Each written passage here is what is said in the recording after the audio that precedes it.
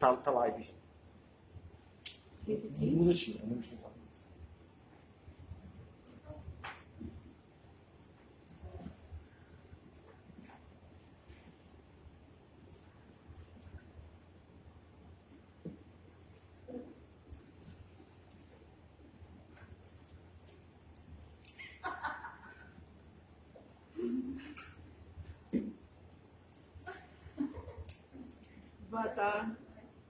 Boa tarde a todos. Meu nome é Maria Antônia e é com imensa felicidade que recebemos vocês aqui presencialmente e também com imensa felicidade em vocês estarem nos recebendo em suas casas. E agora vamos juntos refletir sobre as palavras do Evangelho de Jesus. Então vamos dar início à nossa prece de abertura. Fiquem à vontade. Com o coração voltado para a luz, para o amor, para a caridade, vamos absorvendo essa atmosfera benéfica emanada de todos nós. Vamos agradecendo a proteção dos nossos anjos guardiães e da espiritualidade amiga e benfazeja. Vamos pedir a orientação dos mentores desta casa e deste trabalho. Vamos elevar os nossos pensamentos a Deus e seus mensageiros de luz, para que derramem fluidos salutares sobre todo o planeta Terra, especialmente aqueles mais necessitados neste momento, sejam quais forem as suas necessidades. Que assim seja, graças a Deus. O nosso tema de hoje, da reflexão de hoje, é construindo um novo caminho, baseado no capítulo 5 do Evangelho segundo o Espiritismo, Bem-aventurados aflitos, e o item é 4, as causas atuais das aflições. Além do Evangelho segundo o Espiritismo, as demais fontes consultadas, Livro dos Espíritos, a Gênese, Saúde Existencial, sim, esses outros 3 de Kardec. Saúde Existencial, de Alírio Cerqueira Filho, Vida, Desafios e Soluções, de Joana de Anjos, de Valdo Franco, Hamed, Renovando Atitudes, e O Poder do Agora, de Eckhart Tolle. E eu gostaria de ler um trechinho do item 4. As contrariedades da vida possuem 2 origens bem diferentes. Umas têm sua causa na vida presente, outras em vidas passadas. Quando procuramos as origens dos males terrenos, vamos encontrar em nós mesmos a responsabilidade pela maioria deles.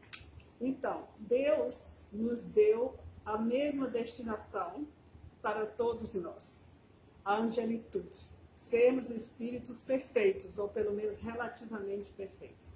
Agora, o caminho para chegar lá é a nossa responsabilidade. Somos nós que traçamos este caminho e é uma tarefa intransferível, né?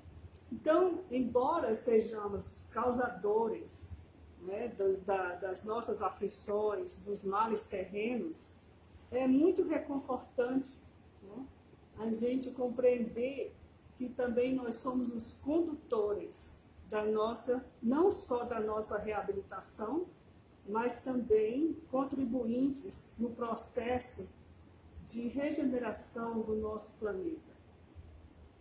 E a palavra condutores é bem apropriada porque ela dá a ideia de orquestra, de harmonia.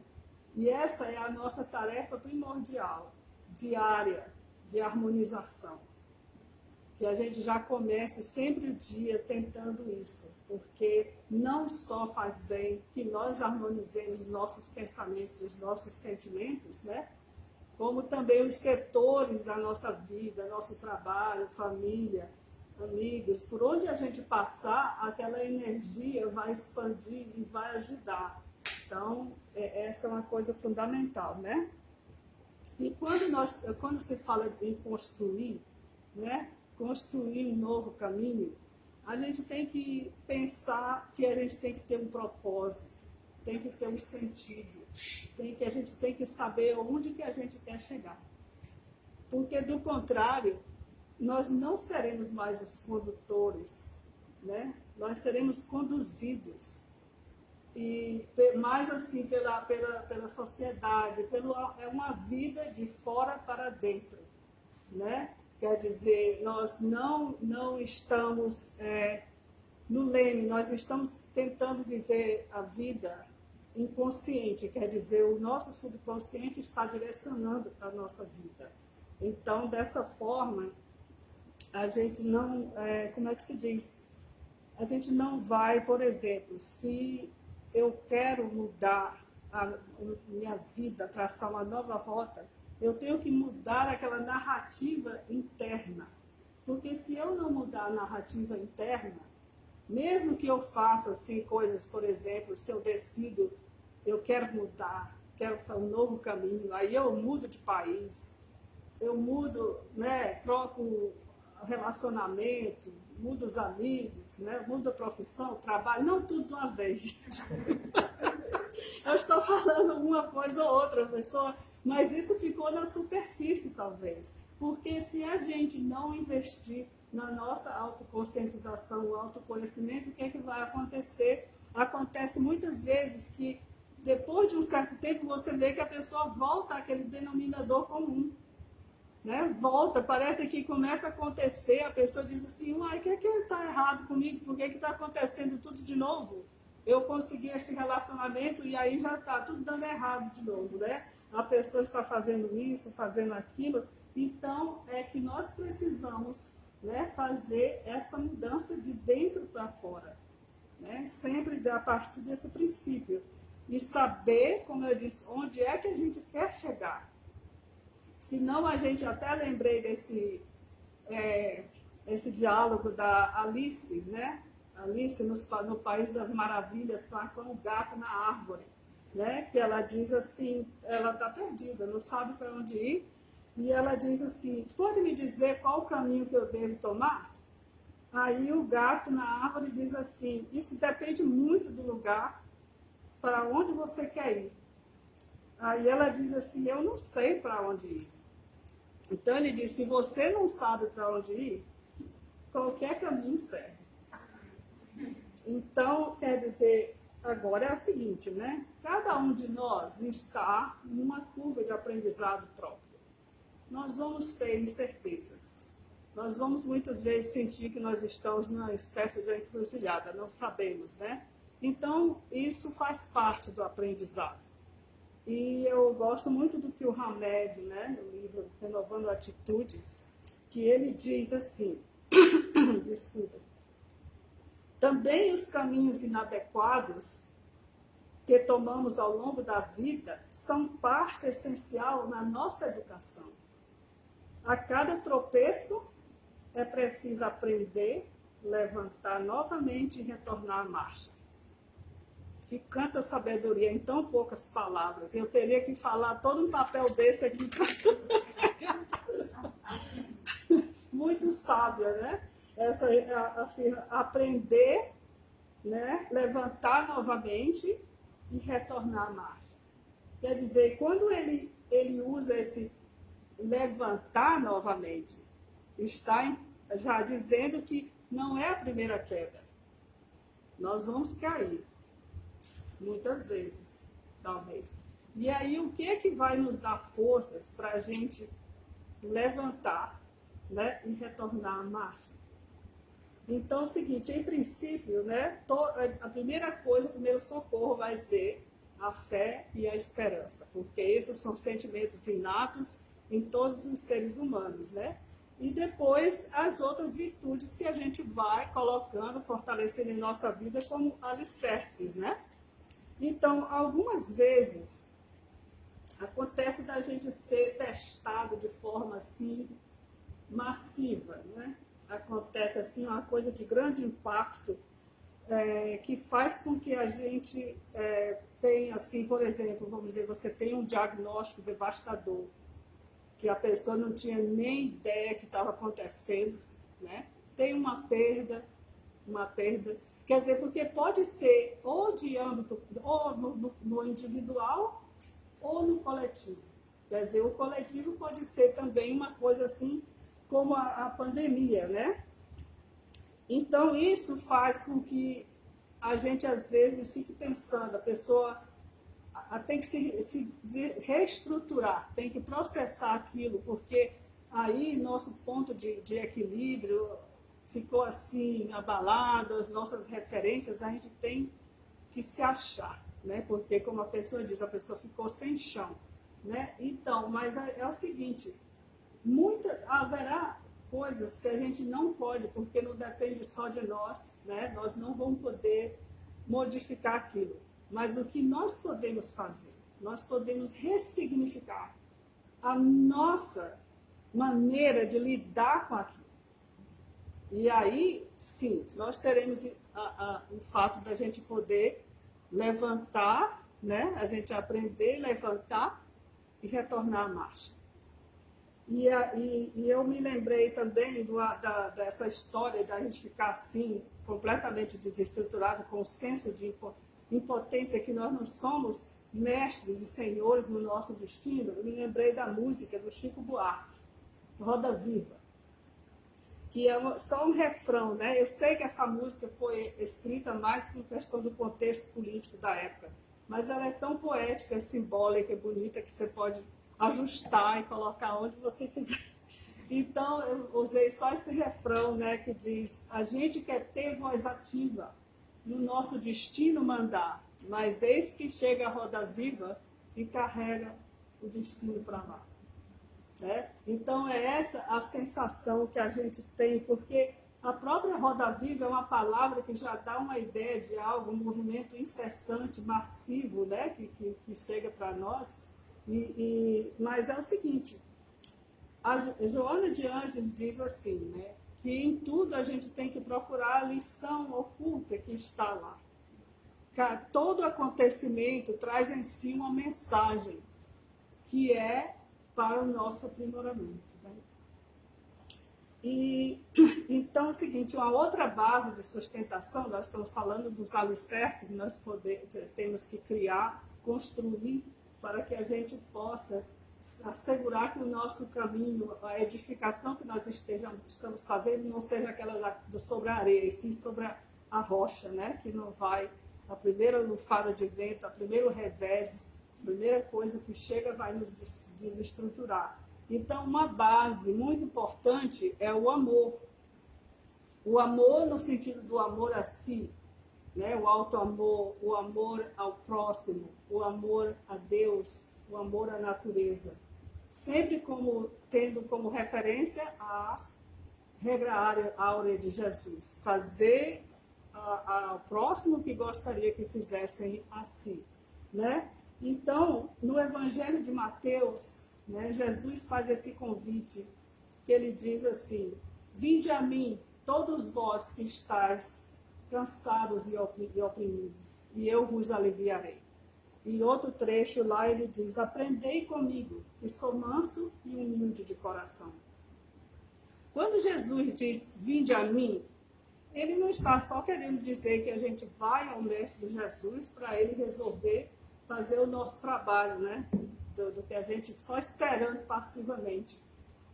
Ele, segundo a Lírio da Cerqueira Filho, ele está dizendo que vinde ao amor que eu represento. Porque Jesus veio nos ensinar a lei do amor. Aliás, ele foi o próprio amor encarnado. Então, quer dizer, ele quer que a gente vivencie este amor, este sentimento. E este sentimento vivenciado é o que vai nos aliviar do nosso cansaço, da nossa opressão, que nós mesmos criamos, né? E depois, mais adiante, né, ele diz assim: aprendei comigo, né? Que sou manso e humilde de coração. Quer dizer, ser manso e humilde não significa que a gente vai não ser assertivo, né? Que a gente vai se deixar ser intimidado por outras pessoas. Porque ser manso e humilde não é fácil.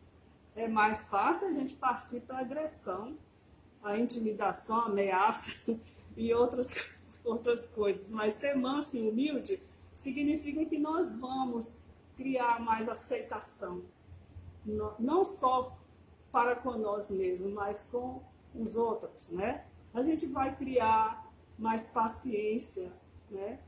Mais humildade e como é que se diz, gratidão e todas essas coisas que são positivas, quer dizer, as virtudes vão preponderar sobre as negatividades, como o ódio, né? O rancor, a arrogância. Tudo isso, então, é o que Jesus está dizendo para ser uma postura de vida, né? E é uma postura ativa, não é da pessoa ser passiva, né? Inclusive, acontece mesmo, porque eu gostaria de dar o exemplo do Nelson Mandela. Né? O Nelson Mandela, ele conseguiu, o Nelson Mandela, que ele ficou 27 anos, né? Um prisioneiro político, né? E ele sofreu todas as espécies de indignações, humilhações, restrições, não podia ter acesso à família, não podia ter, como é que se diz, correspondência, tudo, mas ele conseguiu, né, ele conseguiu vencer a si mesmo. O sofrimento serviu de depuração, porque ele saiu de lá, ele disse que o homem que saiu de lá não foi o mesmo homem que entrou. Então ele saiu de lá, acima de tudo, tendo amor no coração. E ele também sempre procurava um ponto de conciliação para falar com os adversários. Quer dizer, a ponto dele sair e os guardas e todo mundo acompanharam, né? Lá para ele sair. E aí uma coisa que ele tinha também que o ajudava era um poema chamado Invictus, né? Do William Haley. Eu só vou ler um pedacinho aqui. Que ele diz assim: não importa quão estreito o caminho. Não, desculpa, eu estou com o caminho na cabeça. Não importa quão estreito seja o portão. Tá aí, vai, passa. Quão carregado de punições o pergaminho. Eu sou o mestre do meu destino. Eu sou o capitão da minha alma. E dele mesmo, Mandela, ele disse isso numa frase, num dos livros, né? Ele diz assim: ninguém nasce com ódio a outra pessoa por causa da cor de sua pele, de sua origem ou de sua religião. As pessoas aprendem a odiar. E se podem aprender a odiar, elas podem ser ensinadas a amar, pois o amor vem mais naturalmente ao coração humano do que o seu oposto. Tá, muito lindo. Então, agora voltando ao nosso tema do Evangelho, né, das causas atuais, das aflições, vida presente, vida passada, eu queria só dar uma explicação sobre planejamento reencarnatório e esquecimento do passado, né? Por exemplo, antes de tudo, vamos lembrar que nós estamos reencarnados no chamado planeta escola. É um planeta, né, de provas e expiações. Então, a gente reencarna para repetir as lições não aprendidas, né? Mas tudo é com relação à educação, nada é com relação à punição. E quanto a relação, só para ter certeza, né? No Livro dos Espíritos, a questão 258, diz assim: na espiritualidade, antes de começar uma nova existência corporal, o espírito tem consciência e previsão das coisas que acontecerão durante sua vida? Os espíritos respondem: ele mesmo escolhe o gênero de provas que quer passar. Nisso consiste seu livre-arbítrio. Né? E aí, na resposta à questão 258A, eles dizem: ao dar ao espírito a liberdade de escolha, deixa-lhe toda a responsabilidade de seus atos e de suas consequências. Nada impede seu futuro. O caminho do bem está à frente dele, assim como do mal. Então, quer dizer, volta ao que foi lido, né? A gente leu naquele item 4, as causas atuais das aflições. E antes de cada encarnação, sobre o planejamento reencarnatório, o espírito, se ele já adquiriu alguma maturidade espiritual, já um estágio evolutivo maior, lhe é permitido fazer o seu programa reencarnatório com o auxílio dos seus mentores, né? E ele escolhe as provas, o gênero de provas. Não quer dizer que nada seja determinado, escolhe o gênero de provas que quer passar. E como lá no mundo dos espíritos a perspectiva é outra, geralmente os espíritos escolhem, dependendo, eles acham que perderam tempo aqui quando estavam reencarnados, e aí escolhem coisas, às vezes, provas muito difíceis, né? E a expiação já é mais forte, né? É uma dor mesmo, expiação, mas também é tudo no sentido de evoluir, de reeducar. E quando a pessoa reencarna, Deus nos concede o esquecimento do nosso programa reencarnatório. Então, quer dizer, a gente esquece tudo para que nós tenhamos, né, o mérito sobre as nossas conquistas e também a responsabilidade sobre as nossas coisas que a gente não conseguiu, né, reaprender e fazer, que estavam no nosso programa. Mas, quanto mais nós desenvolvemos nosso autoconhecimento, a nossa autoconsciência, nós vamos tendo mais intuição, mais acesso, né, àqueles conteúdos armazenados bem lá mesmo, eu profundo, né? Então, a gente tem condição de fazer, de ter uma vivência consciente, fazer escolhas, né, melhores, mais acertadas. Então, ouvir a voz da consciência é a gente andar em compasso, né, com as leis divinas, as leis divinas são como a voz de Deus falando dentro de nós, né? E isso está representado muito bem nessa conscientização, fazer a escolha errada e tudo. Também gosto muito da parábola do filho pródigo, que eu vou repetir só a parte do Caim em si, a tomada de consciência, né? A simbologia da parábola é que os dois filhos representam os seres humanos. E o pai é Deus, né? Então, lembrar que ele, o filho mais novo, que é o filho pródigo, ele pede a herança dele já adiantado, né? Vai para o que ele chama terras longínquas, né? Austrália. Não pode ser mais longe do Brasil.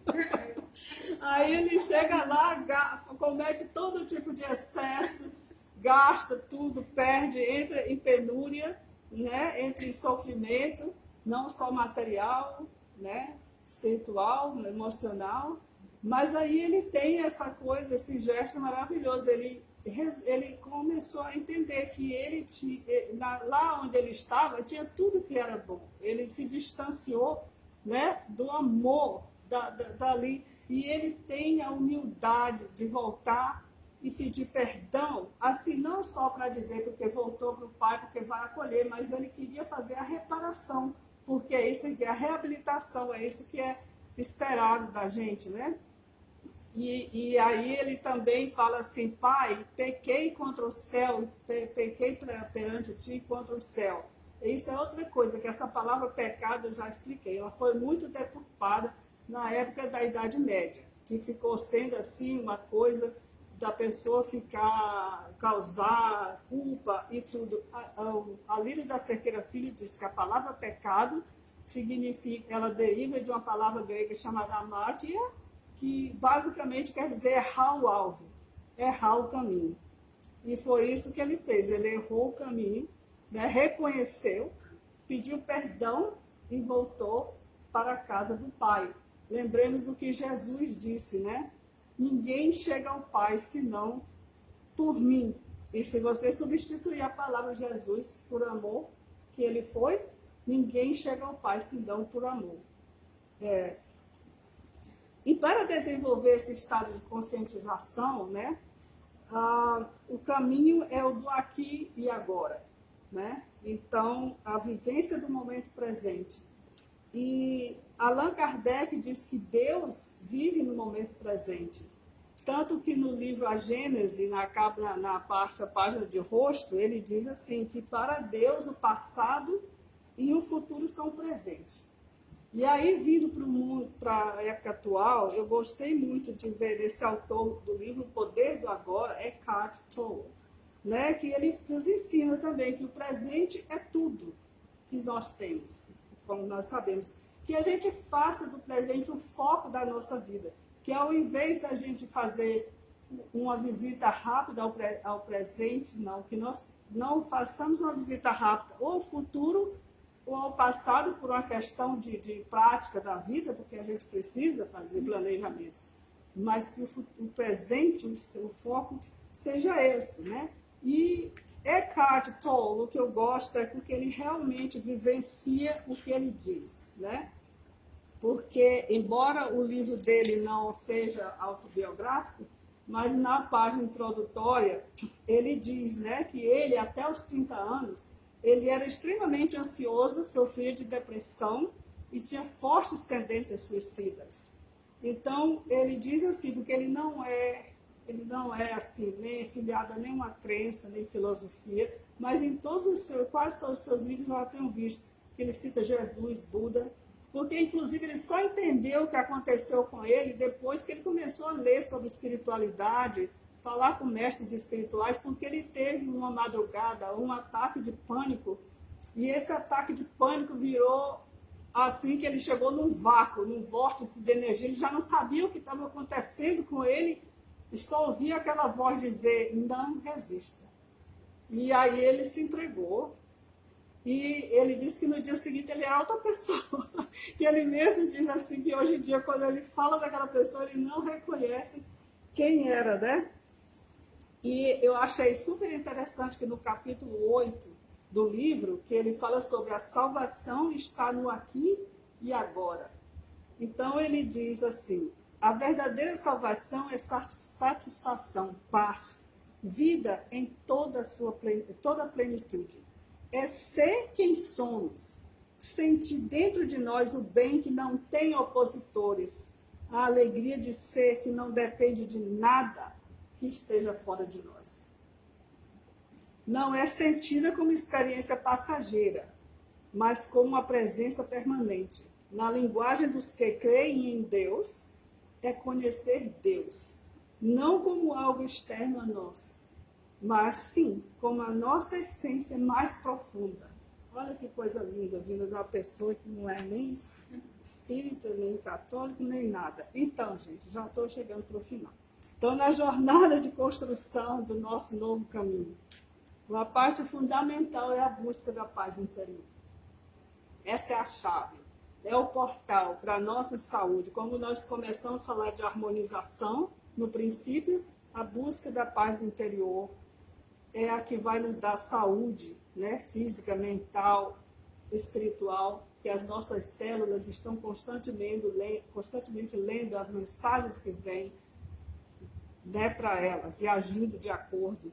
Então também a serenidade, que é prima irmã da paz, e a serenidade, a prece da serenidade é extraordinária, né, porque pede aquela parte que diz, né, para a pessoa ter como é que se diz, para aceitar as coisas que não podemos modificar, né?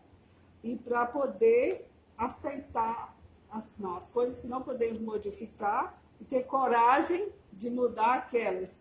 E aí depois a sabedoria e o discernimento para fazer a diferença entre as duas atitudes. Então, assim, mas para terminar, o que eu quero dizer é o seguinte, a princípio de tudo, acima de tudo, nós temos que cultivar a gratidão. A gratidão principalmente a Deus, por todos os recursos disponibilizados para que nós possamos fazer a nossa jornada evolutiva. E nos colocou como co-criadores para nos darmos a responsabilidade, né, da gente cuidar deste mundo e participar para que seja um mundo de regeneração. Muito obrigada pela presença de vocês, muito obrigada por vocês me aceitarem aí no seu lar. E vamos então fazer a prece final. Mais uma vez, agradecendo a Deus por essa oportunidade de aprendizado, agradecendo a espiritualidade amiga, benfazeja, os mentores desta casa, deste trabalho, pelo auxílio, pela orientação, mandando as nossas vibrações de muito amor, de muita luz para a nossa caixinha de vibrações. E para todos os nomes que passarem pela nossa cabeça e nosso coração agora, seja aqui ou seja nas casas de cada um. E que Deus continue derramando bálsamos salutares em todas as nações, em todos os corações, e que a paz reine em todos os corações. Que nós saiamos daqui cheios de paz e nós possamos espalhar esse sentimento por onde nós passarmos. Que assim seja. Graças a Deus. Obrigada.